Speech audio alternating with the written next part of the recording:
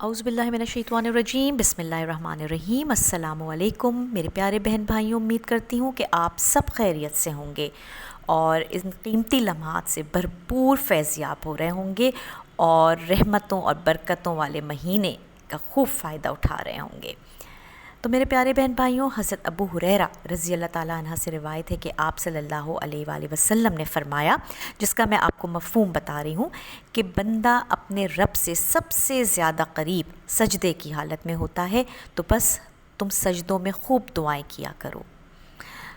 तो उल्मा के नज़दीक भी इसकी बड़ी अहमियत है कि जब हम अल्लाह के आगे झुकते हैं और जब हम सजदे में जाके दुआएं मांगते हैं तो वो बड़ी कबूलियत का वक्त होता है, हम अल्लाह से बहुत करीब होते हैं। तो कुरान करीम में भी 14 सजदे हैं जिन्हें हम तिलावत सजदा कहते हैं और उल्मा के नज़दीक ये बड़ी फ़जीलत वाली आयतें हैं। और जो बंदा किसी परेशानी में मुब्तला हो, उसकी कोई दुआ कबूल ना हो रही हो, तो उसे चाहिए कि ये तिलावत सजदा पढ़ने के बाद दुआएं मांगे। और जो ये अमल करने के बाद दुआएं मांगता है तो अल्लाह तबारक व तआला ना सिर्फ उसकी दुआओं को कबूल करता है बल्कि आफ़ियत का मामला फ़रमाते हुए उसे उस मकसद में कामयाब करता है। तो मेरे प्यारे बहन भाइयों, आपको भी कोई ऐसी हाजत हो, दुआएं कबूल ना हो रही हों, आप परेशानी का शिकार हों, तो परेशान ना होइए। अल्लाह ताला के हर काम में मसलहत होती है। ऐसा बाज़ दफ़ा हम फंस जाते हैं कि ऐसा लगता है कि जैसे किसी ने हमें बंद कमरे में रख दिया है, आगे कुछ समझ नहीं आता, दाएं जाएं बाएं जाएं कोई चीज़ समझ नहीं आती। तो उस वक्त आपने ये अमल करना है और इसका तरीक़ाकार कुछ इस तरह से है कि आपने 3 दिन लगातार ये नमाज़ पढ़नी है और सजदे करने हैं। तो इसका तरीक़ा ये है कि आपने 2 रकत नमाज सलातुल हाजत की नीयत से पढ़नी है और इसके बाद आपने इसके पढ़ने के भी 2 तरीक़े हैं।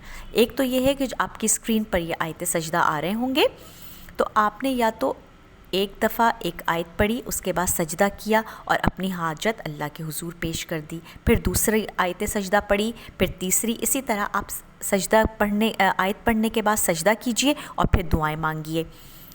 या दूसरा तरीक़ा ये है कि एक साथ आप 14 आयत सजदा पढ़ लीजिए और फिर पढ़ने के बाद 14 सजदे एक साथ करिए और फिर अल्लाह के हुजूर अपनी हाजत, अपनी परेशानी, अपना दुख अल्लाह के सामने पेश कर दीजिए।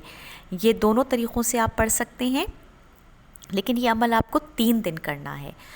तो ये बड़ी फ़जीलत वाली आयत हैं क्योंकि इसमें अल्लाह ताला ने बड़ी अपनी बरक़ात और बड़े अपने मोजज़ात रखे हैं। तो अल्लाह ताला की को अपनी किब्रियाई का उसका वास्ता देते हुए, उस अल्लाह की बुज़ुर्गी का वास्ता देते हुए उससे अपनी हाजत को बयान कीजिए। अल्लाह ताला ज़रूर आपकी दुआ को कबूल फ़रमाएगा, क्योंकि कहा जाता है कि ये अर्श से फ़ैसले करवा कर आ जाती है दुआ।